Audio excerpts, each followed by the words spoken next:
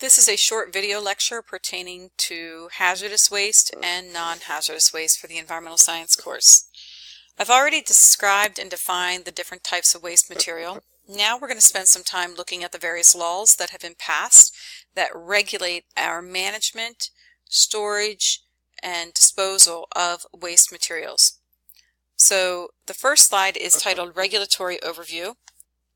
The first federal law to acquire safeguards and encourage environmental sound methods for the disposal of waste occurred in 1965 and was known as the Solid Waste Disposal Act.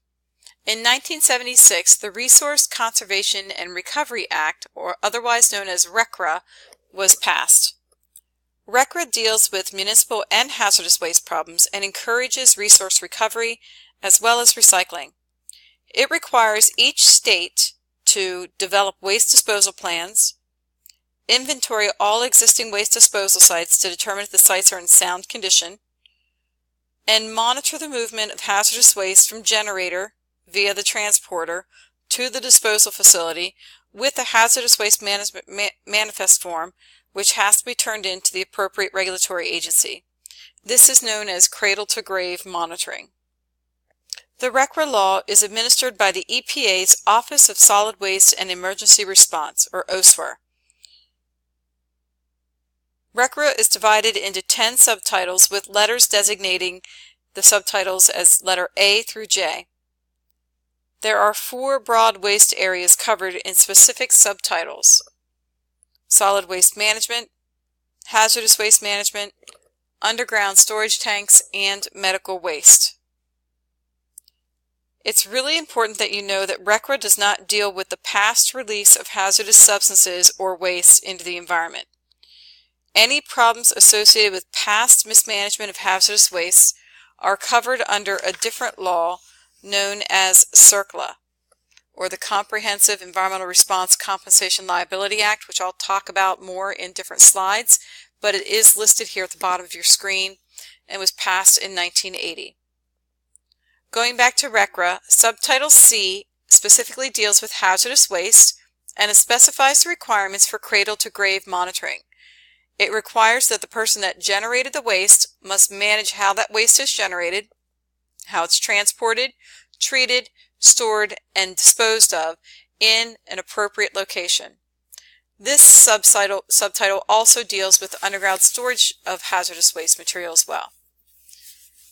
This section of the law also focuses on waste minimization of hazardous waste generation and pursuit of pollution prevention, which I'll talk more about later in this short video lecture.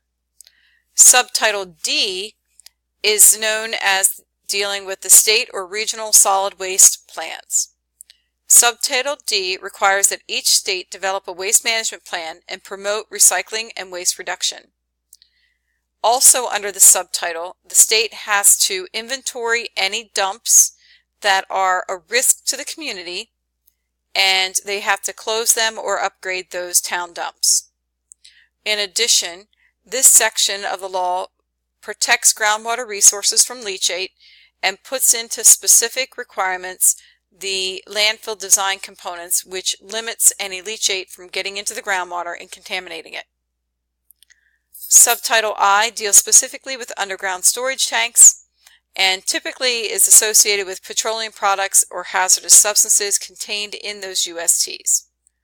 And Subtitle J deals specifically with medical wastes. RCRA was amended in 1984 and they were titled the Hazardous and Solid Waste Amendments to RCRA.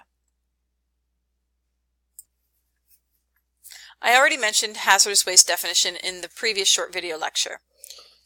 RCRA defines hazardous waste as a solid waste that, because of its quantity, concentration, or physical, chemical, or infectious characteristic, may cause or contribute to an increase in death or illness, or pose a present or potential hazard to human health and the environment when improperly treated, stored, transported, or otherwise managed.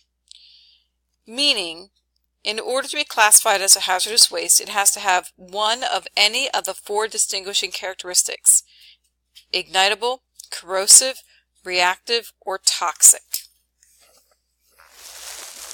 The EPA has determined that some wastes are hazardous and published lists of these wastes. Anyone that generates a listed hazardous waste must abide by RCRA's Subtitle C requirements, and all wastes on these lists are presumed hazardous regardless of their concentrations. There's the F listed wastes. This list of waste includes 28 different types of waste, including spent solvents, metal finishing waste, dioxins, chemical manufacturing waste, wood preserving waste, petroleum manufacturing waste, and hazardous waste landfill leachate. The K listed wastes includes over 100 wastes from specific industrial processes. The specific processes are in the industries of wood preserving, petroleum refining, primary and secondary metals manufacturing, and the manufacture of industrial chemicals, inks, pigments, pesticides, explosives, and veterinary pharmaceuticals. U listed waste are waste that include several hundred different commercial chemical products. Wastes that fall under this listing include only those products that contain the listed constituent as the sole active ingredient. P listed wastes include about 200 different commercial chemical products that are defined as acutely hazardous. In other words, short-term hazardous. It also means that these wastes are especially toxic. Wastes that fall under this listing include only those products that contain the listed constituents as the sole active ingredient. These wastes include old or off-specification virgin materials that are being discarded, as well as container residues and spill residues of these materials. Exclusion for hazardous waste. The following items are not considered hazardous waste and are covered by other laws: domestic sewage, irrigation water, or industrial discharges permitted by the Federal Water Pollution Control Act, nuclear materials, household waste, including toxic and hazardous waste, certain mining waste, agricultural waste except for pesticides, and small quantity wastes which are less than 200 pounds per month. The EPA estimates of the 6 billion tons of waste each year, about 300 million tons are hazardous. The U.S. produces about 75% of the hazardous waste globally. Also, one of the tests that are done in order to determine the potential risk associated with a chemical waste or hazardous waste is the toxic characteristic leaching procedure. This is a lab test that leaches harmful substances from the waste material. If concentrations in leachate are above certain standards, then the waste is considered toxic and considered hazardous. So the EPA has these special lists of chemicals called listed hazardous waste, and there's 3 categories: source specific, generic, and commercial. If you generate any waste that contains chemicals that are on these lists or any of the former lists that I mentioned, then it's automatically known as a hazardous substance, and you have to abide by the RCRA regulations on how you transport it, how you treat it, how you store it, how you dispose of it, as well as you have to meet the reporting requirements to the state and federal agency in justifying and explaining the amount of waste that you have on site or the amount of chemical that you have on site, in addition to where it's going to be disposed of. So, every home contains some substance that's considered hazardous, and we typically call this household hazardous waste. The EPA considers some leftover household products that can catch fire or react or explode, or that are corrosive or toxic, as household hazardous waste. Products such as paints, cleaners, oils, batteries, and pesticides can contain hazardous ingredients and require special care when you get rid of them. Take a look around your home. Do you think you have any hazardous waste or household hazardous waste? Although at first you might not think so, if you look a little closer, most homes contain a variety of hazardous waste. At any given time, the average household in the U.S. has about 100 pounds of hazardous waste on its premises. The most common examples of household hazardous waste within the home do include paints, batteries, solvents, cleaning agents, and pesticides. So think about your home again. Do you have any of these? If you do, how do you get rid of them? Well, we'll talk about that. There are drop-off centers in your local community that will collect household hazardous waste so that it doesn't end up being disposed of improperly.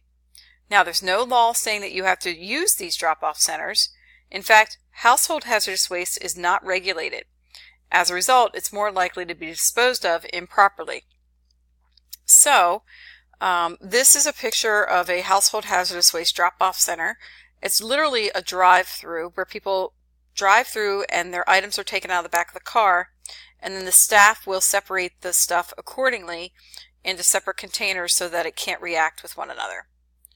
By the way, in the U.S., there's about 1.6 million tons of household hazardous waste disposed of from our residential homeowners. If you know that you have household hazardous waste and you're trying to figure out ways to dispose of it properly, you can simply come to this website, search earth911.com, and put your zip code in, as well as what you're trying to dispose of. And I'm going to put in oil, motor oil. You click on search, and it will then return a list of motor oil recycling facilities near your home address, as is listed on the screen. I could also put in laptop computer to find out where I could dispose of that. And it again will give me a list of places that I can go to. You can even click on the categories over here, such as hazardous materials, and let's see, we'll see if I can find any pesticides.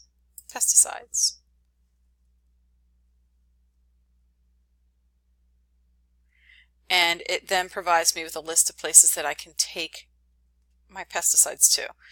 So once again, that website is listed on the screen in front of you. It's search.earth911.com.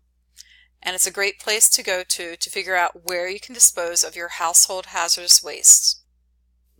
That website, by the way, has over 350 different materials and over 100,000 database listings for recycling centers across North America. It's considered the most extensive recycling database available. Now let's talk about compact fluorescent lighting. A CFL, as pictured here, will save about $30 over its lifetime and pay for itself in 6 months. They use about 75% less energy than a traditional light bulb and last 10 times longer, but they do contain trace amounts of mercury. As such, it's important that you don't just throw these in the trash. Instead, you take them along with any other household hazardous waste to an appropriate drop-off center so they can be disposed of properly. They contain about 5 milligrams of mercury compared to a mercury thermometer that contains 500 milligrams. It's important that you're aware that if you break one of these in your home, to follow standard protocol in doing the cleanup. The protocol involves turning off your HVAC system, your air conditioning or your heat, and opening up a window in that room to aerate the room, and making sure that any pets or other people in the home have left that room. After about 15 minutes, you can go in and you can sweep up the material and put it in a sealed container.